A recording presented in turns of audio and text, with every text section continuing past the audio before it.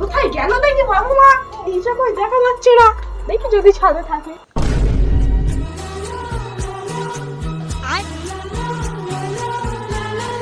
বাবা বাবা,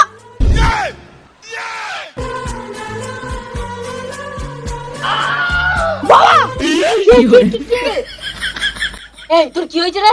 তোমরা এখানে এই করতেছো? সোরের বাচ্চা ছেলে আমার।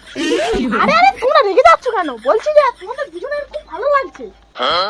এই ফালতু না বকে কি বলতে এসেছিস বল। হ্যাঁ বলছি যে, বুঝলে আমার তো বিয়ের বয়স হয়ে গেল, তোমারও মাথার চুল পেকে গেল, আর মা একা কতদিন বা খাটবে, তাই বলছি যে বাড়িতে নতুন একটা বউ আনলে হয় না? ও বাবা তুই আর কি বলিস না, এই বয়সে আবার বিয়ে করবো। বুড়ো বয়সে সব মতো না। বাবার দেখছি খুব রস। আরে আরে বাবা রেগে যাচ্ছ কেন? বলছি যে আমি তোমার বিয়ের কথা বলিনি, আমি বলছিলাম আমার বিয়ে। কচি বয়সে বিয়ে করবি? আমার এখন একটা বিয়ে হলো না। না না বিয়ে হয়েছে।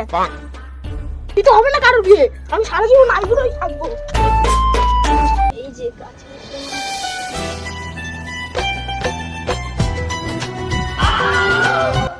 এইভাবে এরা মানবে না, আমি বুঝতে পেরেছি। প্রাপ্তবয়স্ক ছেলেকে ঘরে বিয়ে না দেওয়ায় বাবাকে গলা কেটে হত্যা করলো ছেলে। এই যে ও কি বলছে ওইগুলো? আর দামড়া ছেলে কাজ না করায় ঘুমের ওষুধ খাইতে দিয়ে মারলো বাবা। আরে আরে বাবা তুমি তো রেগে গেলে, আমি তো মজা করছিলাম। এ তুই যা যা, আমার চোখের সামনে তুই চলে যা। হ্যাঁ হ্যাঁ যাচ্ছি, আর কোনোদিন কথা বলতে আসবে না। এ তুমি ওকে ছাড়ো। আসিস।